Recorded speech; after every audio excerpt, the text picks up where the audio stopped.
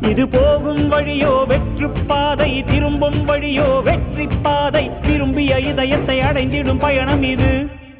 கடல் தாண்டும் பறவைக்கெல்லாம் வழியில் மரங்கள் கிடையாது. ஆனாலும் கண்டம் தாண்டும் சிறகுகள் வலிக்காது. மலையேறும் எறும்பின் கால்கள் வெயிலை மிதித்து உடையாது. மனதோடு காதல் வந்தால் மனிதா தடையேது.